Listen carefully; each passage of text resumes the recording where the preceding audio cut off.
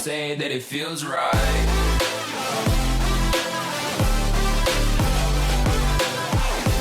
What's up, guys? It's the Blender, and today we are going to do a build video for our Oathbreaker Paladin Hexblade Warlock setup for Honor Mode Solo. I'm going to do basically like a new game and show how I start the character and do some explanations of that. However, for proof, this is the character. He did finish, right? I have the series is being uploaded and edited and going through, but I figured I'd do the build video a little earlier, and then I realized that I can't do a build video in the game, so I will be utilizing my web browser with EIP's character builder to sort of like set that up and show what it should be at the end of Act 1, Act 2, Act 3, what you're going for, and make some explanations. So it won't be super in-depth in the actual client of BG3 itself, but it will be a good overall way to create your character, and then I'll put the final build in, or I'll put all three of those links in the description of the video so that everyone has access to sort of like re-reference how they should level, how they should do that, and then if you want, you know, the nuances, then come back to the video and do that. So without further ado, we'll do a new game, Honor Mode. Now we are planning on an Oathbreaker Hexblade mix, right? It's a very common mix. However, or at the very least, the Paladin Hexblade is a very common mix. However, Oathbreaker is not particularly popular other than some of the very specific things. It's also not very crazy powerful early. It has some really good synergies late that I like. And so the first part is we are going to go Vengeance Paladin, right? So we'll start with level 1. But in race, they kind of don't matter, right? We're going to pick Dirge. It's hard to keep your oath in Dirge, but we're doing this so that we get the Orin fight in a 1v1, right? It's pretty common for Honor Mode Solo because the Orin fight can be done in a very, very fun way that makes it so that it basically is it's kind of a joke, right? If you don't do it in a 1v1, it can be really annoying, right? To be able to manage through there, and can, you know, a couple bad rolls can sort of like end a run. Unless you gimmick it and throw her off the edge, right? Which is possible, but even then, if you fail the throw, it runs over. So with this, we are going for race. Races sort of pick your own. However, for me, as a hyper optimizer, anytime I'm utilizing something that's going to be rolling a lot of dice, right, I utilize Orc for savage attacks, right? Specifically because it adds this extra dice, right? And then I'm going to get Savage Attacker, right, out of my feats, which is going to allow this to, you know, continuously re-roll. So, like, even if I was doing the build that I did was a sword and spear, or sword and polearm type build, but if you did a like great weapon master type build, right, this gets even better because you can get the great weapon fighting technique, right, which allows you to reroll 1s and 2s on damage dice, so it makes this even better because the average is going to go up even on this die. And then you get Savage Attacker, which then re-rolls all of the dice twice and takes the better result of each of those dice, or of all of those rolls, which means that the average goes up again, right? So the more dice you can add to something that is rolling a lot of dice anyway is going to be great, right? And since we're going to be smiting all the time, we're adding dice into by hopefully having things obscured and darkened or whatnot, or lightly obscured, so that we get more dice out of our endgame spear, etc. This is just added damage, and it happens to come with the Relentless Endurance, which is a really nice, helpful thing to allow you to save scum, right? So that if you get into a fight and it doesn't go your way, right, and you get obliterated with a big old burst of damage out of nowhere, you have just the smallest amount of time, right, to get to your process explorer and kill the game, right? If you've prepped and you're ready for that, like you know this is a dangerous thing and you've got it open already and you're just hovering, then right the moment it procs, you have the time that it procs and your character stands back up to get the process kill before he dies, and it autosaves in that state.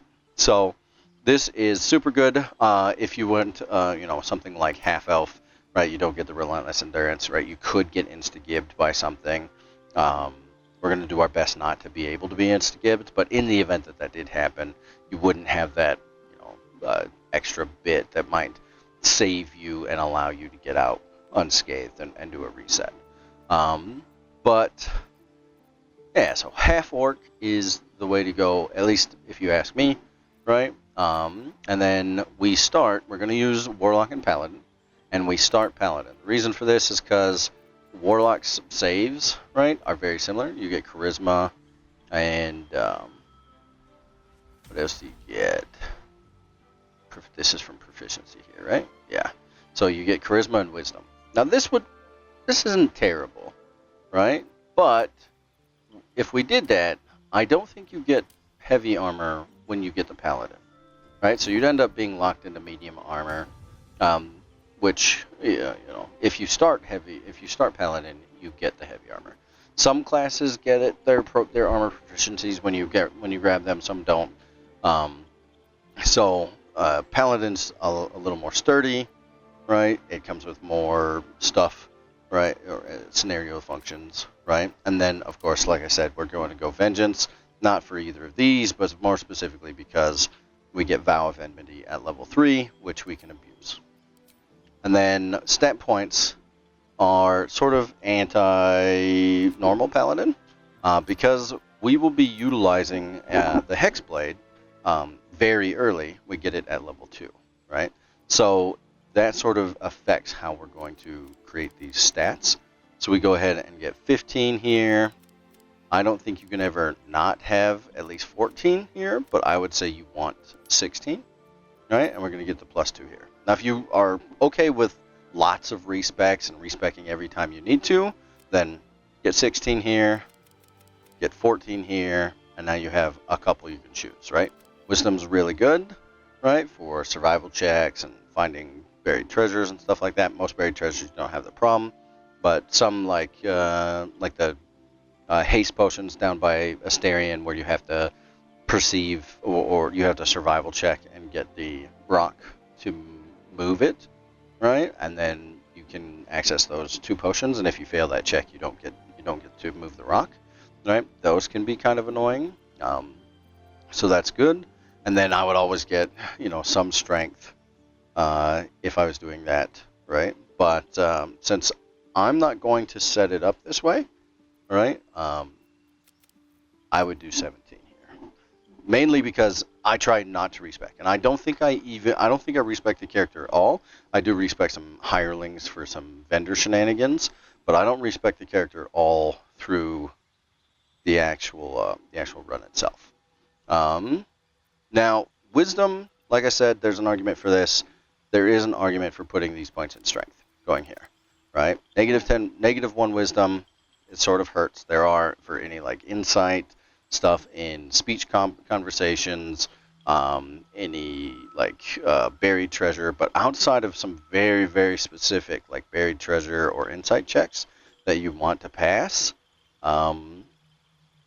in theory, this isn't necessary, right? And you are going to be a warlock, so if you're talking like thematically, maybe you aren't wise to take a pact from a warlock. So if you do dump wisdom, then I would put it in strength. This will help you with your carrying capacity. The run that I do, I only have 8 strength, so I'm always sending things to camp and stuff like that, and like sending excess potions that I might have to camp, and picking up something that over encumbers me and I have to send it to camp, etc., etc. Right? So inventory management is a pretty important thing there.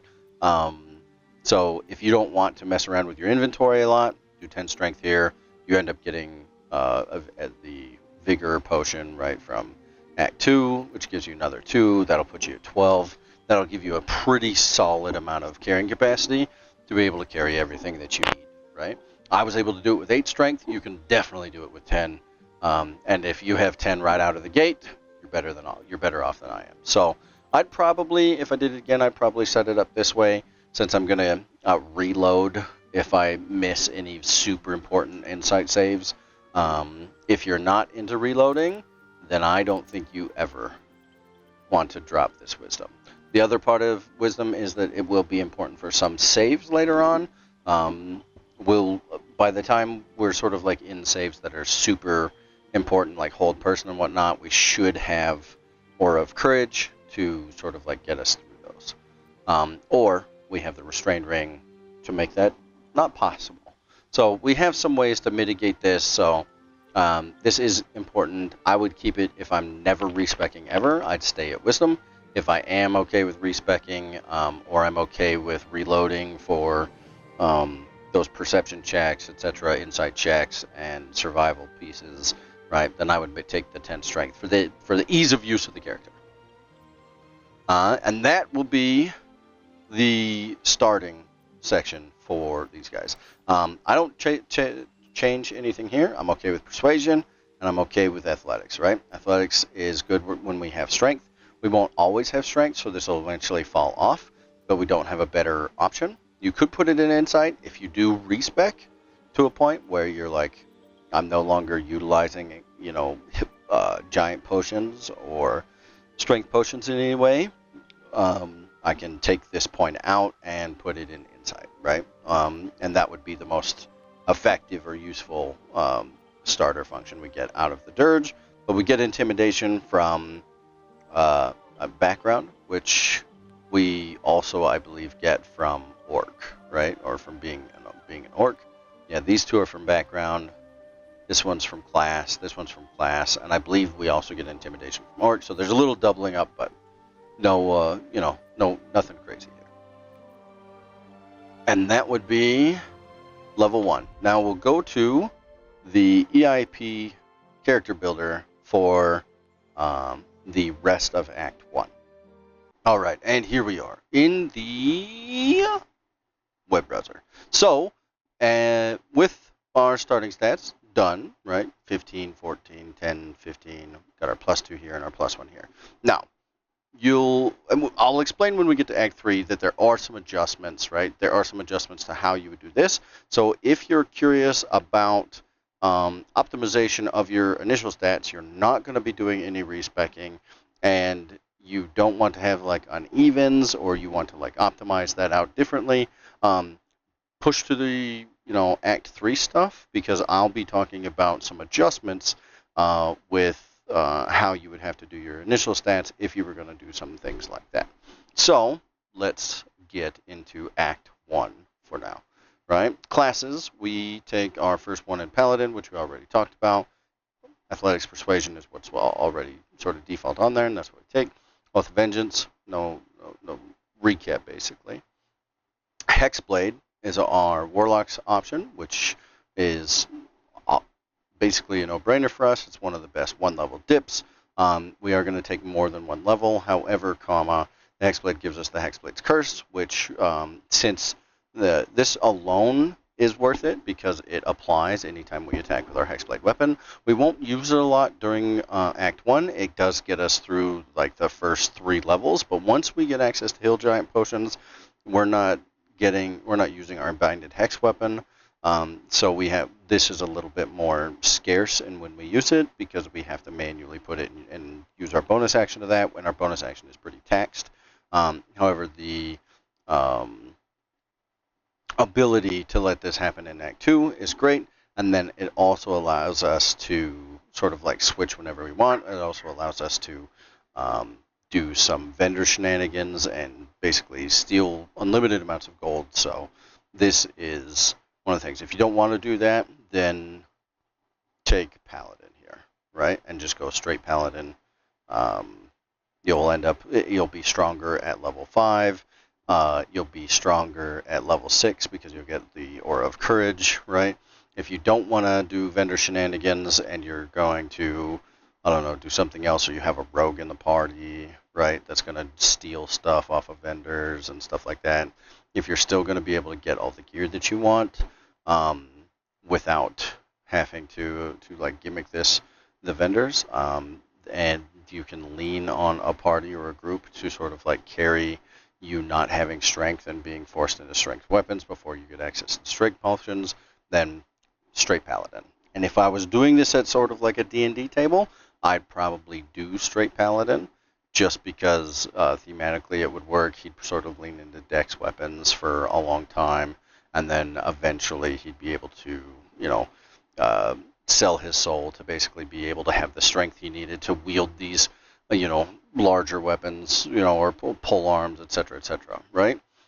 To greater effect. Now, that would be sort of like a D&D style thing, but as it is a game and BG3 has some sort of gimmicks, I need to be able to take stuff off of vendors, so I take this, right? Level 2 or level 3, we go Paladin again. This finally gives us access to Smite, which means that we get some of the best burst in the game, especially early.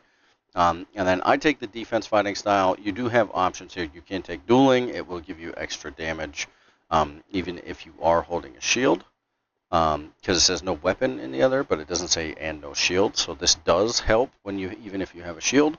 However, I don't feel like 2 flat damage is ever really worth it, right? This is gonna total 6 damage around, right? Because off of 3 attacks at level 5. Right, so at level 15, it's 6 damage around. If we're popping haste and Terzul, it's 10, right? So like, it's not nothing, but I'm not necessarily sure it's worth it, right? Especially since defense is so hard to come by. It's not difficult to reach a bunch of caps, but it is pretty difficult to reach like the ultimate cap to be able to not be hit ever at all, etc. And we come close, but not quite. So I just lean into defense. If you want to do something else, or if you are doing Great Weapon Master, I would take Great Weapon Fighting, make my offense utility or offensive capacity even better. But since this doesn't work for us, and these are our only 2 options, and I don't think 2 flat damage is worth it, then we will go ahead and skip that and go to defense. If you want to do Great Weapon Master and be tanky, take defense. In level 4, by this time, at this point in the gameplay, I've just killed Grim, right? No, I've just entered the Goblin camp, right? If you follow the path that I do in the playthrough, I've just entered the Goblin camp. I'm somewhere in the Goblin camp. I think it's just past the front doors. And I'm hitting level 4, right? The Vow of Enmity is what we want because we started Vengeance and we're staying Vengeance, right? If you're playing Oathbreaker all the way through, then that's sort of on you. I would always suggest, especially on Honor mode, I would pick up as a Vengeance Pally at the very least and stay Vengeance until I had the Gloves of Automation off of Barkus, so that I could forcibly give myself advantage prior to entering into fights. With the turn buffering, we can sort of like do this in mid-fight. It does come with positives and negatives. For ease of use, if you're doing short rests and you're not trying to like super max, right, your buffs like Bliss Spores and stuff like that, just take your short rests, use your Vow of Enmity on the and your long rest, right? But use your Vow of Enmity preemptively before you go into a fight, and then you don't have to use your bonus action for, buffering a specific ability. But Vow of Enmity is what we're here for. At level 5, we just killed Grim, right? So we're able to grab the Polearm Master feat. Polearm Master is not particularly great in general speaking, like comparatively. It doesn't damage-wise keep up with, say, a Great Weapon Master who's getting a +10 on each hit. However, it does provide us a second attack, right? So we're level 5, the Great Weapon Master just got 2 attacks, right? He's full Paladin, right? He's got 2 attacks. So do we, right? We don't have the +10 on each of those attacks, but we also don't have the negative to hit on any of our attacks, right? So we get the same number of attacks at the same threshold, right? And we're just going to get better as we go, right? They're getting the same attacks, but then they have to have other functions happen, right? They have to have these things sort of like go off, and they incur a penalty to do so, whereas we don't, right? We stay tanky. Where this sort of sucks is on the bullet, where you need to pass a 15 damage threshold in order to damage him. Luckily, there happens to be a two-hander polearm in the game that does extra damage to monstrosities, that allows us to basically get to that damage value, right, fairly consistently, and so we can still pop the bullet without Great Weapon Master. If that didn't exist in the game at all, I would likely have to pick up a two-hander and maybe even force a respec in order to fight the bullet, or I'd have to find some way to like use the Minotaur repeatedly, right? We already sort of do to like tank him, but like we'd have to get lucky and get the Minotaur's damage to break the diamond scales, and it's all just kind of a pain, right? Like this character doesn't have like super big chunky hits right off the bat. It's built around like many hits, many times, being able to proc their smites repeatedly, right? Being able to weaponize their bonus action, and things like that. At level 6, we finally get extra attack. Now we're up to 3 attacks per turn. Now we can actually scale. If we have enough riders, we actually beat out the Great Weapon Master, even if he gets 2. Now if he crits or kills somebody, he gets a 3rd one, and he beats us. So we sort of like go back and forth. This just makes us more consistent than they are. However, it also means that we don't quite do as much damage as they do in their maximum capacity. But this character is sort of kind of about that. We're about being tanky, being consistent, and being able to do that. We also get access to some pretty cool spells in Vengeance, right? Hold Person, Misty Step, right? Misty Step's sort of a lifesaver at some points. I usually have scrolls to do this, but it's pretty nice. Hold Person is auto crit heaven, right? So if you are someone who's going to be utilizing that often, and you are utilizing your long rests very often, etc., then Hold Person is super good. And what I would do is I would take that and I would use the like Shade Spell Circlet to make sure that I have a higher spell DC whenever I can, or whenever that you meet the conditions for that. I did the spells here. I don't do it in the other ones. Doesn't really matter. Pick your favorites. You can prepare whatever you want.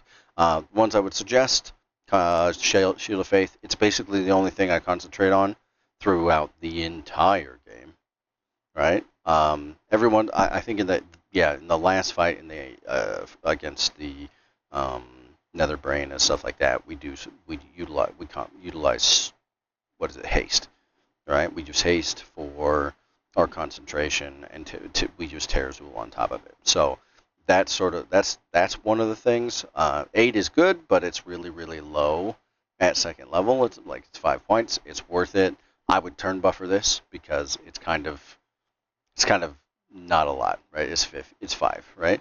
And you don't, because we're only going to 8 paladin. We never really get past. We get more level 2s, but we don't get into the level 3s. So there's that. Bless, you could concentrate on this. If you're in a party, I would concentrate on this, right? If you're playing this character in a party, then I would concentrate on Bless more than I would concentrate on Shield of Faith, because this is it's going to make you a target to enemies because you are concentrating on something, right? And your AC is not increasing. So this will give you more priority as a target from the enemies. It will give you better saving throws, etc. So you're less likely to lose the concentration. But it'll also help your friends and you be able to hit people, right? So this can make your damage more consistent, make your party more consistent, and then make you, help you not lose the concentration on Bless, right? And it also sort of makes you a target for or more of a target for enemies. Because if you went in as a party and you had all this AC gear, and then you throw up Shield of Faith, right? They're never targeting you over the wizard, right, or the next guy, right? If you're not throwing up Shield of Faith, you have a little bit less AC, and then you start prioritizing the concentration. They will start to prioritize you until you break the concentration. In items, this is the end items. There are a bunch of items along the way.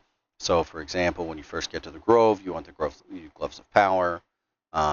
You'll eventually trade those out for the Gloves of Dexterity or Missile Snaring. I think they're Gloves of Dexterity. They come off of Aaron. They basically provide you with Missile Snaring. We use that for combat up until we get these. Right? Gloves of Power become a 1v1 setup and stealing things until we get the Gloves of Thievery from Brem in the Zentrum. Then those become our stealing gloves until later in Act 1.5 off in towards the Githyanki Crash. So I went ahead and give this the end game, what you're ending up at, right? The things that it doesn't show is Luminous Armor, right? You want to pick up Luminous Armor. As we do Smite, we can forcibly do Radiant damage.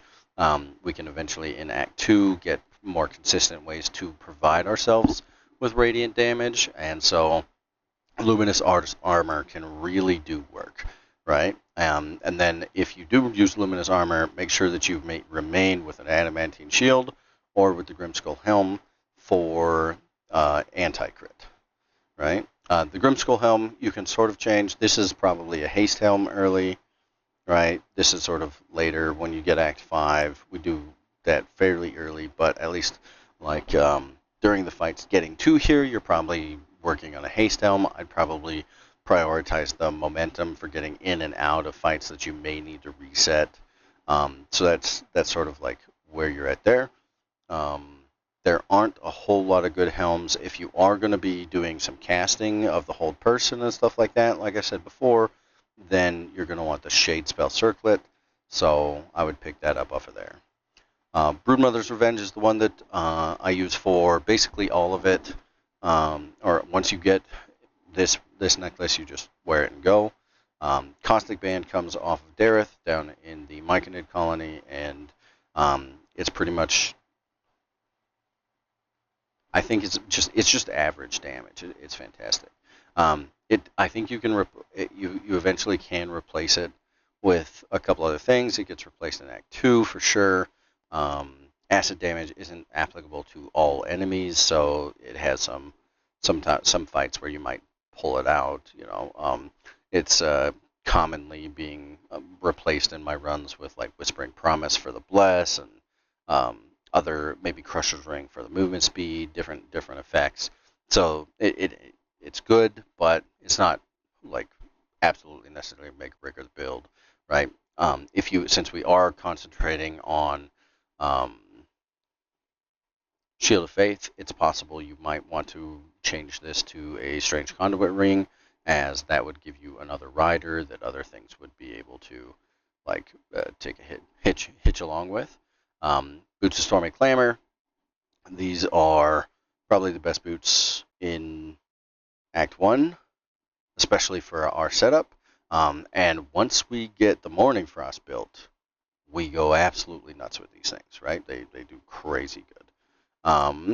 And then Adamantine Shield, we make this, and the Adamantine Split Armor in the Grimforge. So basically, we have this from level 5, and we become a tanky boy. In the ranged area, we have the Bow of Awareness. However, I also pick up the Bow of Hunting from Daemon for any time I'm fighting a monstrosity type enemy, which would be the Bullet, the Minotaurs. Glut is a plant. I think he's both. Glut's a plant. And the Harpies. Right? Those are all monstrosity enemies. So anytime I'm fighting those fights, I swap this over so that I have permanent advantage against those enemies at all times. It basically ways for me to save using my Oath of Vengeance. And then Titan String Bow is a good mention here, as early we're probably utilizing the Elixir of Hill Giant Strength in order to maintain a high 2-hit ratio along with some high damage, right? And we've abandoned our, charisma adjust from the Hexblade, right, function. Not the curse itself because that's proficiency based, but the actual hitting it to get the proc of that happening, right? In favor of 2-hit and extra damage, we are likely doing strength stuff, and since we're doing that, we can put the Titan string bow here for effective damage on any of our ranged setup stuff. And that's pretty much it. Like, there are other honorable mentions. I get most everything, but in Act 1. But for Bernard, right, change this to a Spark's Wall. So you take reduced lightning damage, change this to Falar Alluve, change this to Psychic Spark, and open up with a Shriek magic missile, right, as that has Hexblade's Curse already there. Every one of those magic missiles will get increased by the Hexblade's Curse, right? You should be like level 5 or level 6. At level 6, I think that's a +2 or +3. Actually, we can,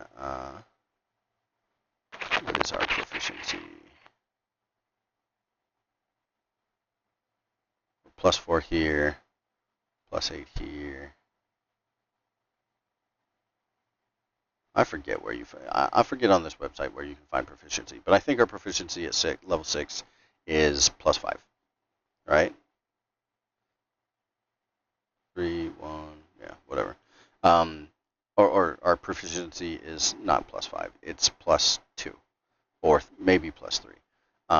So that gets added onto each magic missile. So if the magic missile averages 1d4 +3, right? The game sort of does weird calculations for that compared to like average D&D or regular D&D, but it it adds that Hexblade Curse onto each instance. And with the Psychic Spark, you're doing 4 instances, and then you're also shrieking, right? And the shriek damage, I believe the Hexblade Curse is basically a rider, so it also hits on the shriek damage. So the shriek, which is X amount of thunder damage, it's like 1d4 thunder damage per hit, right? So that, and each of those is basically becoming a 1d4 +3. So your magic missiles that are 1d4 +3 get a 1d4 +6, and then your shrieks that happen for those hits get a 1d4 become a 1d4 +3. And so it gets a little silly on how high that can go, but it makes it so that you basically, depending on your rolls, can half health Bernard in the first setup, and then you can do your booming blades and sort of like kite him around with the stormy clamor, and it really just sort of like trivializes that fight. You can get screwed in it potentially, but overall super good setup, right? And Falar Alluve uses your dexterity if you're not using the potion. So if you're using something like Alert to try and or an Elixir of Vigilance to try and go before Bernard, then you're not useless with the Falar Alluve. So, prior to the Morning Frost, you're either in a Quarterstaff +1, or I think Nature's Grasp is super good early. Then you get the Gold Wormling Staff. I sort of abandoned the Gold Wormling Staff for the Spell Sparkler, because I can put Oil of Accuracy on the Spell Sparkler, and they're both going to be utilized either with Strength or with Hex the same way. So I prefer the Oil of Accuracy over the fire damage from the Gold Wormling Staff. And that should take us to the Githyanki Kresh, and then to Act 2. Right? Now, in the Githyanki Kresh, I will mention that we get a couple things. We get the Cat's Grace for the being thievy, right? This will replace our Gloves of Thievery, so we go back to the Gloves of Power. And then you have the option to get the Winter's Clutches Gloves. The Winter's Clutches Gloves will sort of like combine with the Morning Frost to be really, really powerful. what I have found is that if I'm wearing luminous armor and I'm wearing to try and like get radiant orbs to spread, and I'm wearing the Winter's Clutch gloves to sort of like make this happen, my AC drops so like 3 by 3 or 4, and the Githyanki are happy to let me know that that has happened, and they absolutely shred me. So in an essence, or in an effort to limit that function, I find that just maintaining the AC and ignoring the Winter's Clutches gloves entirely is the best route for me. Right? It's a more consistent route for me, and it works better for me. So I maintain this through the Githyanki Crush, and then in Act 2, once I have the Cloak of Protection and the Evasive Shoes, then maybe, right? Then we can trade this out to like Luminous Armor, but there are other options there. On to Act 2. By the end of Act 2, right? This is where I sit, right? And even so much as to go do this early, right? In my run, I specifically go get the Shar Gauntlet done, so I get all the enemies that have Radiant Retort done before I have Morning Lord's Radiance from the Githyanki Crush, right? We save that buff so that we can do it against the bosses, but we also save it so that we can smite these, right? Like if you smite something with Radiant Retort, you're probably killing yourself, right? So I go immediately off to, you go get to Moonrise Towers, you get Evasive Shield or Shoes from Mattis in Last Light Inn. We go to Moonrise Towers, get Dwarven Splint Mail off of Lantarv, right? And then in the Last Light Inn, we give Forged Iron or the Infernal Iron to Daemon, and that gets us the Helldusk Helm, along with some other things, right? I like this one. If you wanted to do the Perception Shield, like the Sentinel Shield from Lantarv, right? I think that's where he gets it. If you want to do the Sentinel Shield for the extra awareness, since we no longer have the Awareness Bow, and you wanted the extra initiative rolls, I would take the Grim Helm here to do the anti-crit and remove this. Or you could take the Adamantine Splint Mail, right, and keep this sort of like reeling combo going. You just lose 2 Constitution, so you do get a little bit squishier. Not that that's a giant amount at this point. But I sort of like this combo because it gives me the extra health, or the extra bonus to my saving throws. So pick your favorite, and then we basically use the Morning Frost until we get Spear of Evening, and even after Spear of Evening, because, right, the like Merkel and some like we'll have the Morning Frost buffed if you do long rest and whatnot, and you're in between those things, then switch to this as soon as you have it, or as soon as it makes sense for you to utilize this. As we'll be using the Doom Hammer specifically for the Merkel fight. Merkel fight's sort of a pain in the keister, but being having the Doom Hammer, having the disadvantage, stuff like that, makes it all tolerable. We do run the Darkfire Shortbow here for the fire and cold resist, along with the haste. The haste is whatever, it sort of like leaves us a spell slot, or a scroll, right? The fire and the cold resist is what we're actually here for. If we run with the Grim Skull Helm here, then I would move this to the Bow of Awareness, or the Titan String, but likely the Bow of Awareness, right? Because I just want to go first. In Act 2, we get a bunch of different options. We finally get the Surgeon's Amulet from the House of Hope, and we get the Callous Glow Ring. That's amazing with our smites and whatnot. And the other option here is anything that could potentially paralyze us. I would always take the Ring of Free Action here. In fact, it's probably easier just to put the Ring of Free Action on here and never take it off and just leave it that way. We also get Killer Sweetheart, which allows us to force executes, right? So this becomes sort of our slotted around ring. But Callous Glow is great, especially if we do the Luminous Armor function to sort of force our AC to kind of like inflate higher than it usually is. But that does take, we have to be illuminated, and they have to take radiant damage. The luminous armor setup is to run with luminous armor here, and run this as, what is it? It's the lance helm, right? The holy lance helm. If we do it this way, we keep our AC up. It's at 24, right? We've lost some compared to, the dwarven splint, which I think puts us up to like 27 or something like that. But if we do this and this and this, right, every time somebody misses us, right, which is, even at 24, they'll still miss quite a bit.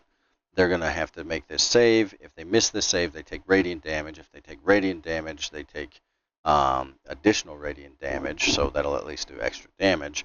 But then it'll do radiant shockwave, which causes everything in like it's like 5 meters or 10 meters or something like that to take the shockwave, right? So like this combo can almost kill all of the mean locks in the Cellar of Last Light without any help, right? Like, you don't even have to be there. You can be frightened, you can be scared, you can be sitting there. As long as you have potions, they're not killing you.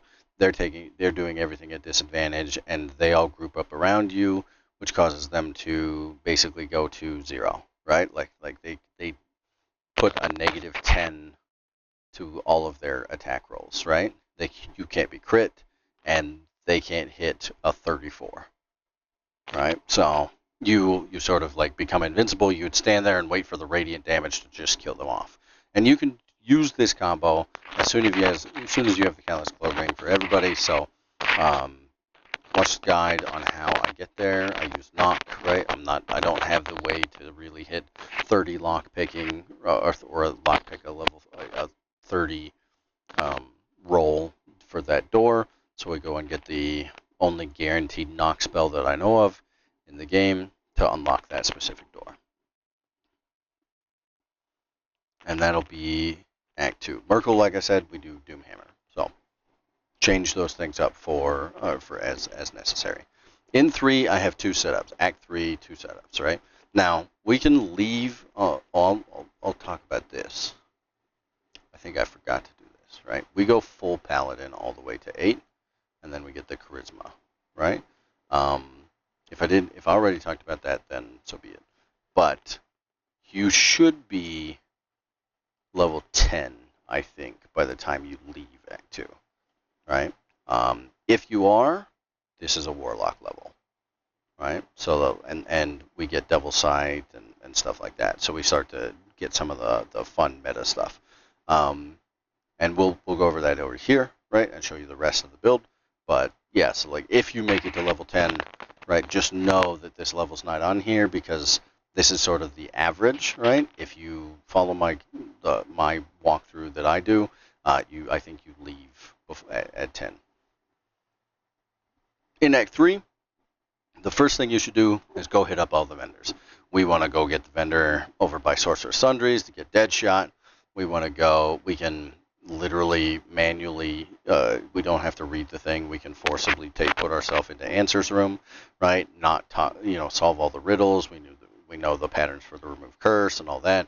Do that and go get the Helm of Balduran. We can get this right off of Daemon. We can get this out of the Harper, the guy who's above the Harpers in Worm's Rock. And we already have these two, right? The only thing we're missing is the Amulet of Greater Health. We can maintain with what we have, whether that's Shield or whatever, right? Broodmother's Revenge doesn't matter what we have here. There aren't a whole lot of great ones. In Act 2, I probably swapped to the Harper's Shield one, so that I have a free shield that I can use to save myself a spell slot. And we should still have Adamantine here, which makes Balduran's Helm not super important to go get, but in the end, right? Like this is basically free as long as you go get it, right? And you don't have to wake up the dragon to go get it. So I would do it immediately upon getting there. Now, you grab all these things, you're now at a 28 native AC. You can, I condition lock the Twilight Ring, so I sit at like a 29, right? The Shade Clinger Cloak gives us advantage on our saves. and we basically get to go pile drive Act 3, go wherever we want, do whatever we want. We've got a +3 weapon, right? We've got most of our skilled online, and then once we hit level 12, we're just going to become quote-unquote more online than we already were, right? Like, it just keeps going. So the whole engine is available. We'll have a bit less health than we will at the end game, because this one comes out of the House of Hope, which you can open and go get to without any combat and go steal this. And if you steal this properly, as long as you don't steal the Orphic Hammer, you could have this too. So if you spend the 20k gold that we probably have stolen off of somebody else, and you go to find the Devil's Fee early, right, or right off the bat, you can have this as well. So you could be running around at level 10 with all of this gear, right, and finish out 2 more levels doing whatever you wanted in Act 3. But this is the tanky setup. Like I said, we condition lock Twilight Ring, so in my run, I'm sitting at 29 native.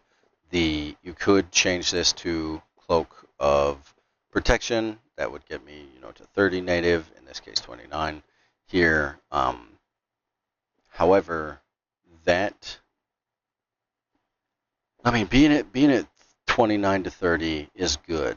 However, without the displacement, right, they're not rolling at disadvantage and taking the lower. And so after we got our buffs, we're sitting at like 34, 35, right? You'd have to be a swords bard and do defensive flourish to really sort of hit like 36 to 37. And if you hit, I believe, 37, and you can't be crit, so Baldur's Helmet takes over that function for us, right? If you hit 37 and you can't be crit, they basically can never hit you at all, is my understanding. Now, we don't ever make that in this build, right? Because we aren't playing with the bard or the swords bard function. There's a world where you do 1 dip in Hexblade and then you do 3 swords bard, and then you'd have those things, but it'd be kind of annoying to like keep resetting them because you don't get a lot of them, and they don't reset on short rest yet because you haven't gotten 5 bard, etc., etc. But there's a world where you can do that. However, this is what I set up for tank. If you really wanted to just like completely get away from doing damage, you can swap Deadshot out for Hellrider Bow, and then you're gonna go first basically all the time, and you're gonna do damage, but you're not gonna have, this helps with crit damage, right? Which we're also lowering with our Hexblade's Curse, so we're just sort of stacking that on top of each other to try and get fish crit as well as we can. We've already taken Anti-Ethel's Hair and Mirror of Loss. We take Charisma, right? But we also want to make sure that we get the Patriarch's Memory. Now, this is less important. Like I said, I was going to talk about the stats that you would change at level 1 or whatnot, or the stats you would change when you got to like these sort of things.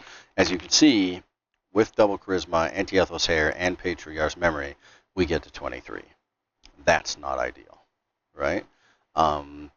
We can get this to 24. The reason we get this to 23 is because in our classes, right, we went all the way to 8 Paladin, then we swapped over to Warlock, right? And in Warlock, tier level 4, we got Savage Attacker.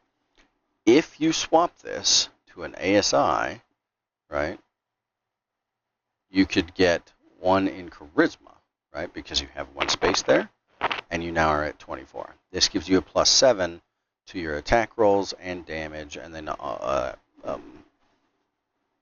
your Aura of Hate, right, as damage as well. So you get to sort of double dip this, which is super nice and super good. However, if you do that, you lose Savage Attacker, so your damage is sort of like, it's still good, but it doesn't get to re-roll. It's not going to be as consistent. You're going to have big spikes. You're going to have valleys too, right? This deals, or getting Savage Attacker deals with the valleys. So I stick with Savage Attacker, right? You could get actor there, etc., right? There are a couple. So if you did that, where you were going to get the ASI, then we'll just do it here. You have charisma, but you can only put 1 point in here. This means that we need to swap a point, or we need to level something out. If we choose Constitution, right, then these abilities become better. This is now 14. Well, this is where we would respec, and we take this out of Wisdom and put it here, and then we'd have 16. The problem with this is that all roads, all builds, not all builds, but all builds for this guy are basically aiming for this Amulet of Greater Health. Right? The Amulet of Greater Health sets it to 23, so it doesn't matter what we have in Constitution. Right? This is unfortunate because this means that if we set it like this, then we've sort of like screwed ourselves. Right? So if we plan on going 15, 17, getting Patriarchs, and doing a double ASI, and getting this to 24, and we want to be able, we're going to respec it when we get the Amulet of Greater Health as well, and we're just never going to take it off, then these 15 points don't matter, or this 15 doesn't matter anymore, because this is now set automatically to 23. So now we're at 24. We pick up, say, we can go 10, 10, 13, and we can do this, right? That's pretty solid. The 13, I believe, does help for your carry weight, regardless. Odd numbers do matter, but that's all to get 24. Now we have a world where we can do this with 22, right? So in that case, what we do is, and this is sort of like counterintuitive, and it takes planning way ahead of time. When we get anti-ethel, we choose dexterity. The reason that we do this is so that our dexterity goes up. We then take this out. We'll end up running our leveling functions like this, right? Anti-ethel will give us 16, right? And we have 15 here, which gives us +1, right? And then in the we can respec this later. So let's say we do that. We come up here, take this to 14 then.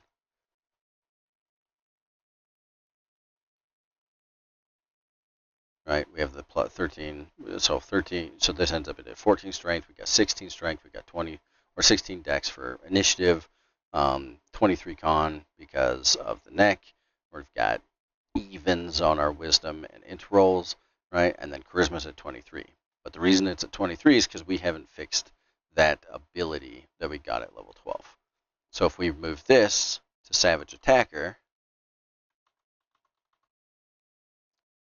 then we're sitting at 22. So we're at a +6 instead of a +7, but we've got the same average that we did before, and we have better carry weight. This will be 16 when we get if you get the Everlasting Potion, right? So you've got plenty of carry weight. You're solid on your saving throws.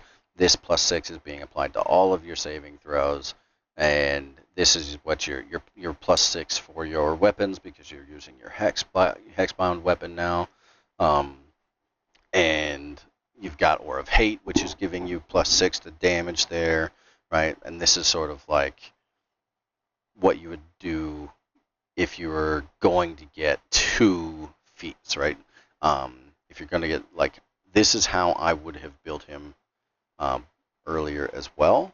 The problem with this is that it makes you entirely dependent on strength elixirs until you have these points, the Patriarchs and the Mirror of Loss, right? So this makes it so that you're going to be chugging strength elixirs and not using your Hexblade weapon until you hit, Act 3. If that's fun to you and that's like it's super optimized, absolutely do it. That's all you, right? in that, and if you are okay with dropping Savage Attacker, I'd take the ASI, clean your stats up a little bit, or make it just a little different, right? And get to 24, right? That's going to give you your maximum possible peak damage. Like I said, the average drops, right? So there are a couple of different ways that you can end up in endgame, but charisma characters, because the Patriarch's memory is possible, which gives you a +1 permanent, right? In addition to the +2, any character that is charisma based has the potential to hit 24. You could get Birthright and do 26. I believe you can add in a sword from Will's dad, right? That you can pickpocket off of him. That gives you, +2 up to 24. And some of these are stacked. Some of these stack. Some of these don't. So like, maybe you could get to 28, right? Or something, or 26 or something like that, right? Like, there's a bunch of different like plus charisma stuff you can do, but because of this +1, right? This basically makes it, if you want an even number, you either go to 16 in your stat block, or you go to 17 and rely on this to get to 18, and this to get to 20, right? And if you do rely on these two, it means Anti-Ethel's Hair is better served in a different function. If you make this a +4, then you need to do the work for your +3 or your +4, depending on how you did your initial stats, but you need to do that in your ASIs. So it's kind of a crap show, if you will, about where you decide to put these. And this one, because it is it's Act 3, and it can compete with Anti-Ethel's Hair, it can cause some issues in like how you build it. So I ended up with 23 charisma, basically in a not super optimized, but it lets me do that early Hexblade adjustment and move to using my charisma instead of my strength potions in right out of Act 1, towards the end of Act 1. So that was just sort of the gameplay loop that I was going for. If I was trying to be like super hyper optimized for endgame, this is how I would set it up, right? If I'm doing two feats, right? Savage Attacker. If you trade off Polearm Master for Great Weapon Master, I'd probably also take Savage Attacker and then utilize that. But you could make an argument that Savage Attacker is not needed for Great Weapon Master, because Great Weapon Master is already re-rolling dice from the Great Weapon Fighting, and if Great Weapon Fighting is rolling all of the dice similar to the way Savage Attacker is working, then you could make the argument that you would go Great Weapon Master and then do double ASIs. That would get you to the +7, and then Aura of Hate would give you +7, and then you would likely move these points of strength over into Int and Wisdom, and then just run a Cloud Giant to get this to 27, and that would make it so that you got another, 6, 7, 8. Yeah, so you'd get another +8 off of that. So you'd get 8 damage here, 7 damage here. Your Hex from Aura of Hate would be 7. This would be 8. That'd be 15. Great Weapon Master would be 10. That's 25, right? And then you have 6 from base. So you're at 31. Yeah, so all of your attacks would be whatever the dice roll is +31. I could see that being pretty potent with the, and the reason I say that you're getting 8 from here is the Baldur's Greatsword, right? If you choose to do Spear of Night, right, then you wouldn't need this. You charisma lock it, and now you're getting the extra D6, right, damage for the lightly obscured stuff and whatnot. And you can get vulnerability, right? So with Great Weapon Master, you're not at 31. You're -8, so you're at 23. Right, but that's doubled, so it's 46. Every swing is whatever your dice roll is plus 46. That's pretty pretty ridiculous, right? So there are different ways to sort of optimize out how you do one, whether you're taking 1 feat and 2 ASIs or 2 feats and 1 ASI, and sort of depends on what you want it to look like in endgame gear and how you want to use it throughout the playthrough. Like I said with mine, I wanted to move my Hexblade and start using my Hex weapon as quickly as possible. So I took the anti-ethel hair as charisma and de-optimized my build for the end game effectively, but it didn't change the outcome. He's still strong enough. And then here we'll go ahead and like we already went over the abilities and the classes and stuff like that. It's all the same, right? Spells, pick your favorites, right? Here, this is sort of like I said, this is the stat block that I went with, right? Ends up at 23. But this is the Aura of Murder setup. So the big changes here are Crater Flesh for your gloves. This gives you another rider, and I believe it happens multiple times. I think it happens it happens twice when you do a a critical hit. So like when you crit, it's an extra d6 force damage, but it's an extra rider, so it does extras there. This is what gives us the vulnerability to piercing to our enemies. This reduces our crit rating and also makes it so that we can't be frightened, which is cool. It does not have crit immunity from the Baldur's Helm, so when that happens, we want to remove Viconia Shield and go to the Adamantine Shield.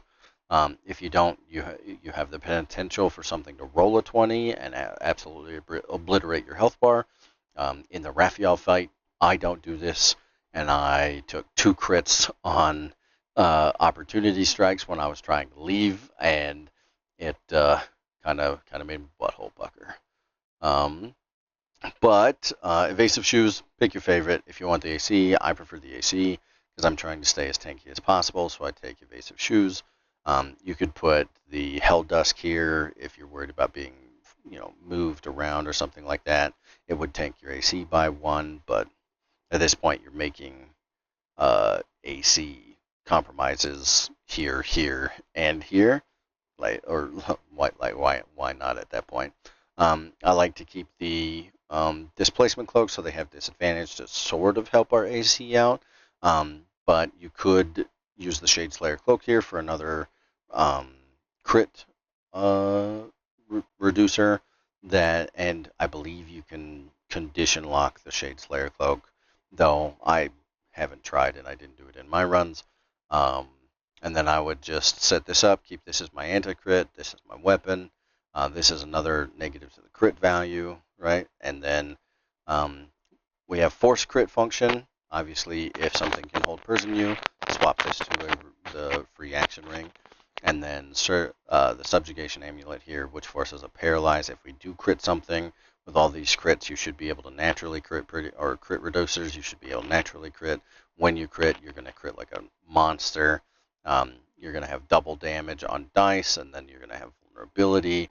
Like, we take many fights that I show, or all the endgame fights I show, both builds, the tanky setup and the Aura of Hate. And Aura of Hate it just obliterates things. Like, the 450 health dragon basically goes to half health in like 2 or 3 strikes, right? We kill it in 2 rounds rather than 3 for the tanky build, and then we literally blast through the 450 health on the Nether Brain in like 3 hits, whereas it took, I think, 4 or 5 for the tanky build, right? So I prefer the tanky build, though tanky build does mean that fights take a little bit longer. So yeah, this is the overall setup in gear and what you'd sort of be acquiring. I hope this helps with your own stuff. Sorry that it's not in game.